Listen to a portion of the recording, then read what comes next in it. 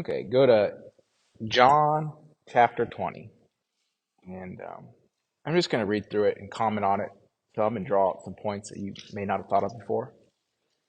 And probably stop at verse 23. John chapter 20. The first day of the week cometh Mary Magdalene early, when it was yet dark, unto the sepulchre, and seeth the stone taken away from the sepulchre.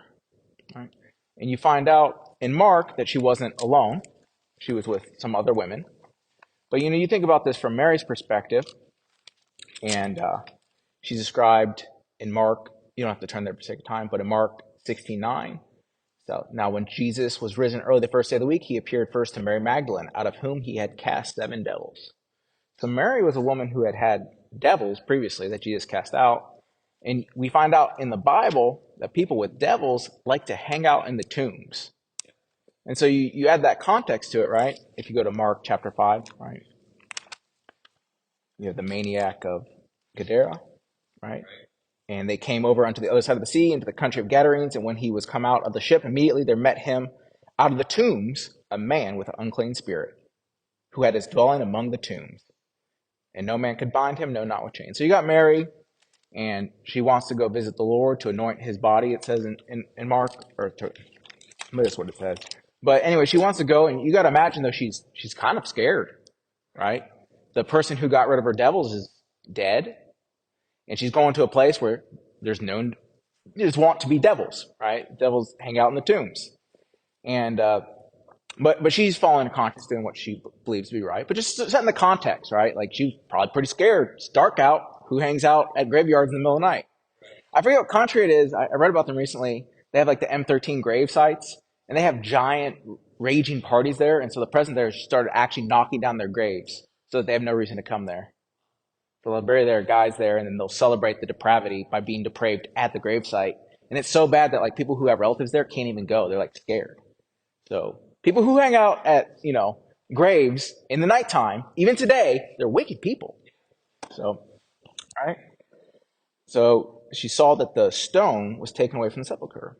Verse 2. Then she runneth and cometh to Simon Peter and to the other disciple whom Jesus loved, and saith unto them, They have taken away the Lord out of the sepulchre, and we know not where they have laid him. Right? I like how she just states the facts. A lot of times women like to add a lot of details that weren't there. and it makes the man go, well, what's the real situation here? But she really did deliver the real situation, and Peter reacted with the urgency that I think that warranted. But, she didn't come and say, I think he was abducted by aliens, Peter. And he's like, well, wait, what? She stuck to the facts. So, it's men too. Stick to the facts, right? You may not know the full story, but what you do know, you can tell that, right? If it's relevant to the person you're talking to, and it was relevant to Peter, of course. Peter therefore went forth. Now let's think about Peter, right? Last time Peter saw the Lord, he was denying him, right? And he was weeping bitterly. So Peter's probably got a mix of emotions going on, right?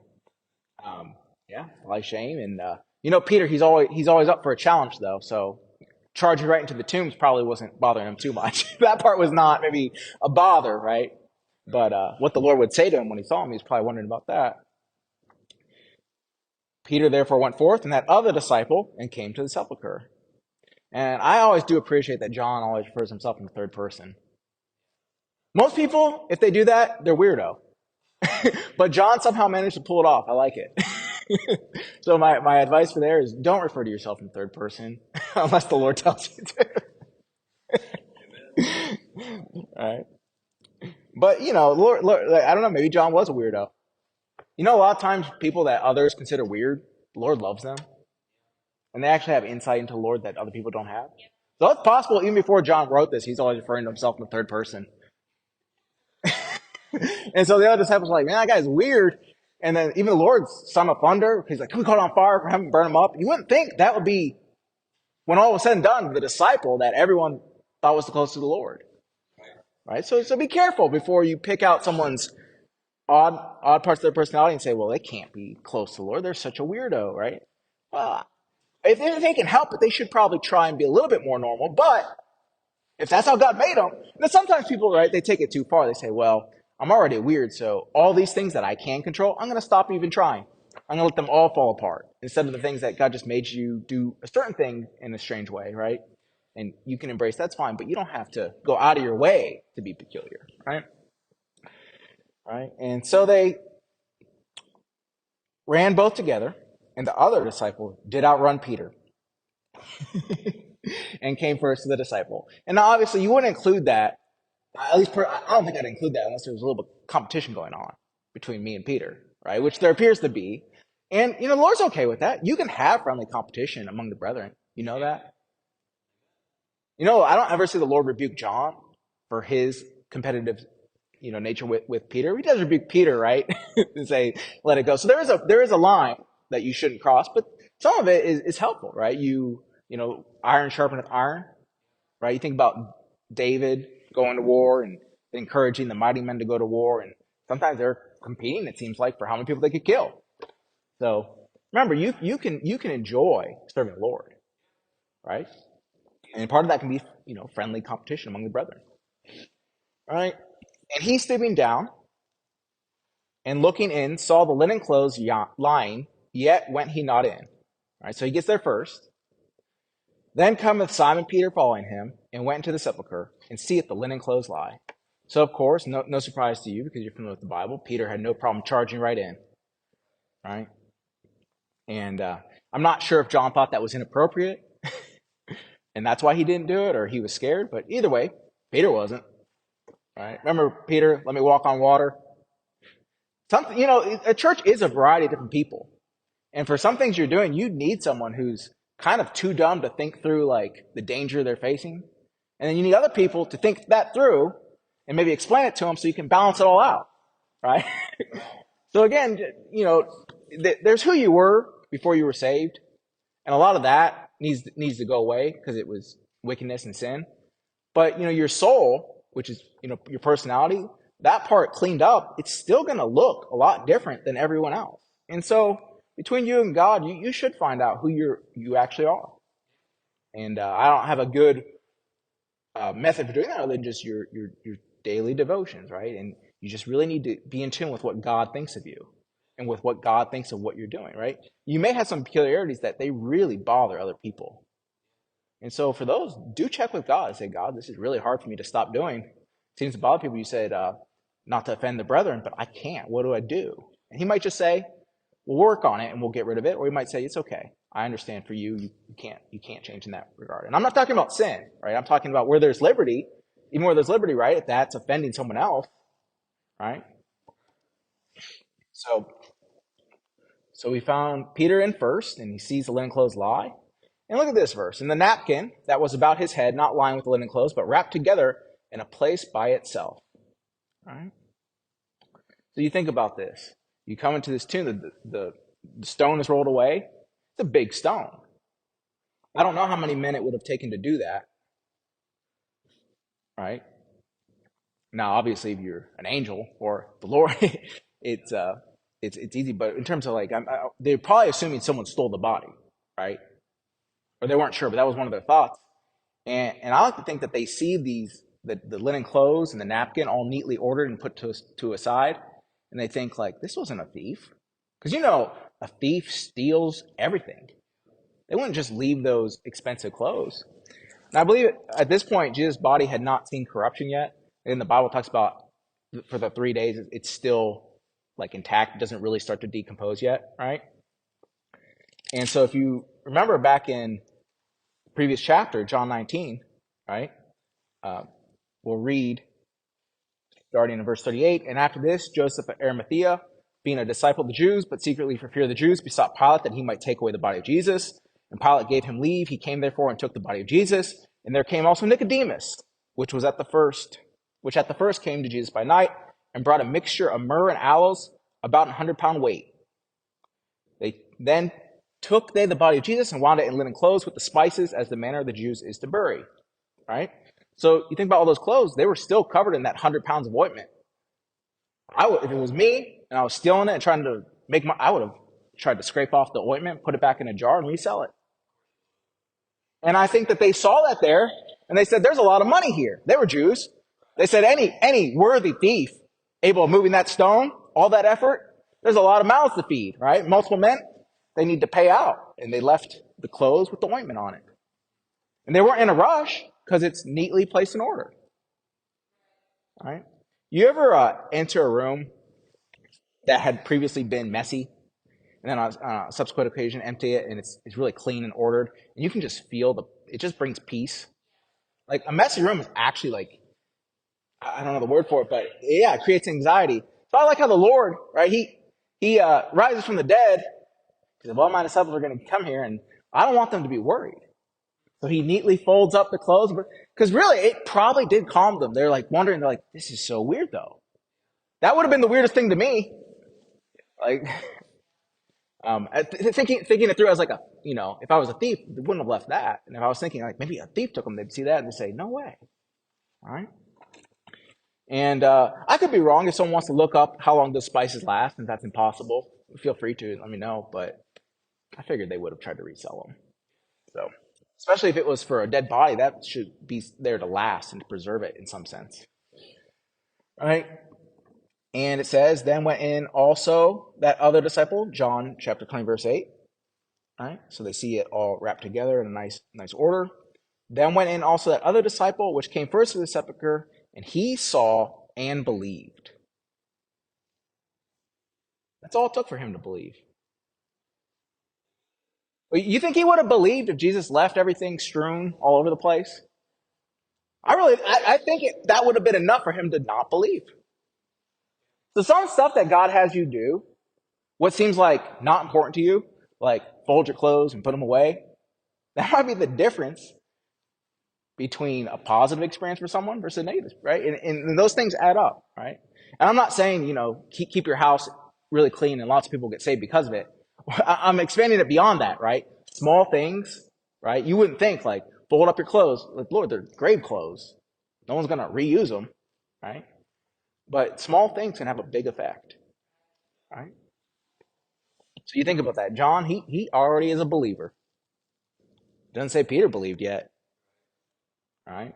And you think about that. Peter, he's bold and charging in, right? But there wasn't that much faith back in that boldness,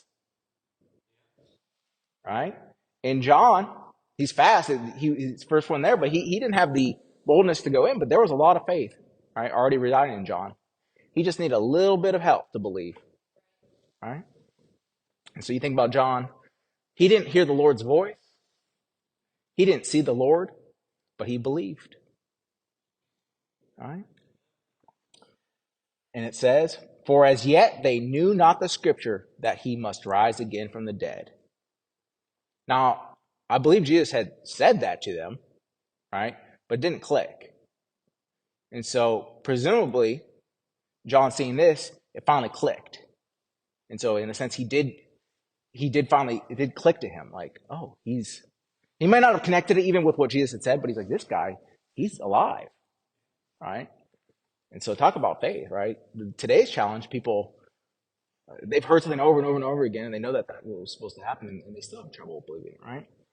And it says, verse 10, then the disciples went away again unto their own home. And verse 11, but Mary stood without at the sepulchre weeping. So Mary still shook up. John saw enough to believe. Peter saw enough to go home. And Mary saw enough to stay, right? They all kind of saw the same thing, right? In fact, Mary saw, she's about to see more, but at this point, they've all seen the same thing, but different outcomes, right? And so you think about like kids growing up in the same household. They all see basically the same thing. One's full of faith and loving the Lord.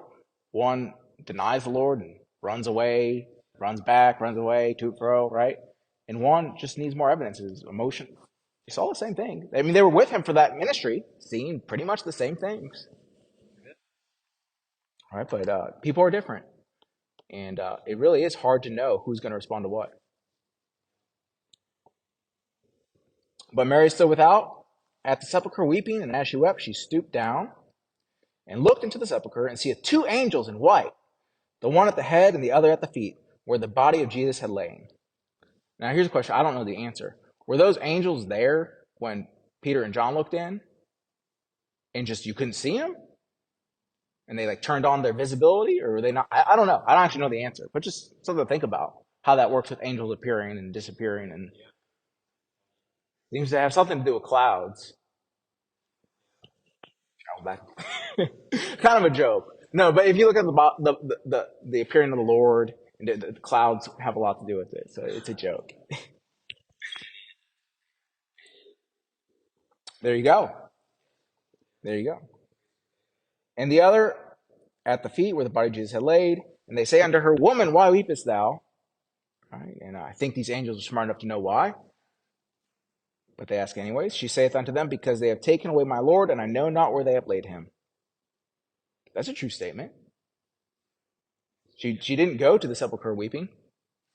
She was probably really emotional, right? Which is why it would have been very easy for her to start weeping uncontrollably when she's like, I just went to go anoint his body. He's not even here, right? But that is why she's crying. And when she had thus said, she turned herself back and saw Jesus standing and knew not that it was Jesus. Right? You know, a lot of people, they just say, well, if I just saw God, I would believe. Really? Really? Because Mary wanted to believe, saw God, and didn't know it was God. If you saw God, really, even us that are saved, would you know it was him? Because, I mean, how many Jews were convinced that when Messiah came, they know? And then they're like, crucify him, it's not him. Right? And, you think about that. That's exactly who she's looking for. It doesn't indicate even that he had obscured his appearance in any way. But recognizing God, right, a spiritual being, is not achieved with physical eyes. Right? God talks about their eyes are blinded, that they see not. You have spiritual eyes and physical eyes. And like I said, two people can look at the exact same thing, but there's a physical reality going on and a spiritual, and they may perceive it very differently. All right? And when she had thus said, she turned herself back and saw Jesus standing, and knew not that it was Jesus. Jesus saith unto her, Woman, why weepest thou? It's funny because every man I've ever met, when a woman's crying, says, Why are you crying? and now it just occurred to me, I'm just following what Jesus did. But it is funny. I don't know how much that helps, but they did it, and the angel. So there you go. Whom seekest thou? She, supposing him to be the gardener, saith unto him, Sir, if thou have borne him hence, tell me where thou hast laid him, and I will take him away. Now, I don't know if it's still so early that it's dark out. Probably not at this point, if she had to go all the way back and get Peter and John and come back. And I don't know what gardener would be working in the middle of the night. I don't know if she would have guessed gardener. But early in the morning, in the cool of the day, right, the gardener would be working then. And, it's interesting that she refers to him as the gardener, because in 1 Corinthians, right, 15,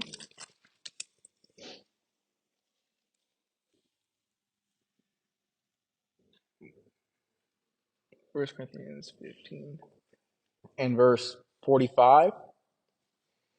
And so it was written, the first man, Adam, was made a living soul. The last Adam was made a quickening spirit. All right. So, we have songs in our songbook which refer to Jesus as second Adam, right? And we have scripture for it. And you think about that. Jesus, he rises from the dead. He folds up his clothes, right, his grave clothes, puts them in a pile neatly. And the stone is rolled away from the tomb. I don't know if he did it or the angels came and did it. I forget what the Bible says. But point is, the next thing he does, he starts gardening. He hasn't gone to heaven yet. God really wants to hammer home that type. Jesus is a second Adam. After Adam is born, the first thing that he does is garden. And so it's an important type to understand, right? Even to understand how earth was supposed to play out, right? And how Adam through sin, right? Changed all that. And so she thinks he's the gardener. She sees him, but doesn't recognize him, right? Jesus saith unto her, verse 15, Woman, why weepest thou? Whom seekest thou?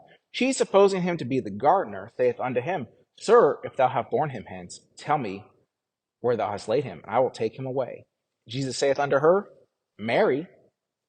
She turned herself and saith unto him, Rabboni, which is to say, Master.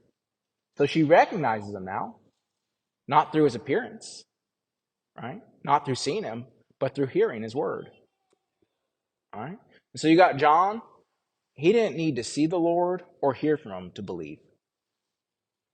I really believe there are people out there today who get saved and it just clicks with them and the Lord's bearing witness with their spirit and they just believe it. And then there are other people, this would be more me, where the Lord talks to them before they know it's the Lord. Right? Like Paul. Who art thou, Lord? He knew God was talking to him. I mean, he also saw him, right? But when I was getting saved, I knew God or whoever God was talking to me. I just didn't know who he was. Right? And so Mary recognizes his voice. He turned herself and saith unto him, Rabboni, which is to say, Master. Jesus saith unto her, Touch me not. All right? So all these people who they try and act, none of you believe this, but you know they with the Da Vinci Code, and Jesus went off and married Mary Magdalene. And the first thing he says is, Touch me not. I don't think they were in that kind of love. Right? Not even a hug, right? Stay in your place. Right? And you think about this in the ordering of what Jesus did. All right, he rises from the dead, takes off his grave clothes, puts them in a nice orderly pile, exits the tomb, and he starts gardening. It's interesting, right? And I think it's again pointing at a type in the Bible, right? Go to Mark chapter 4. Like, why do that? I mean, I know Adam was doing it, right? But what else?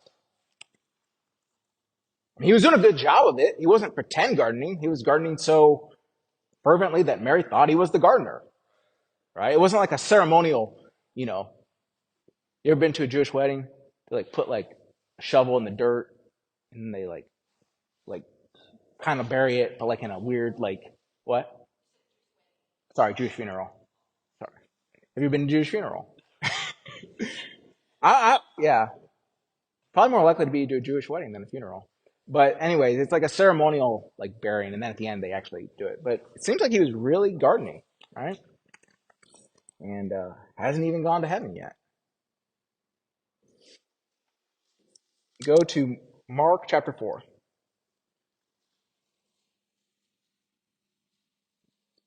Starting in verse 1. And he began again to teach by the seaside, and there was gathered unto him a great multitude, so that he entered into a ship and sat in the sea.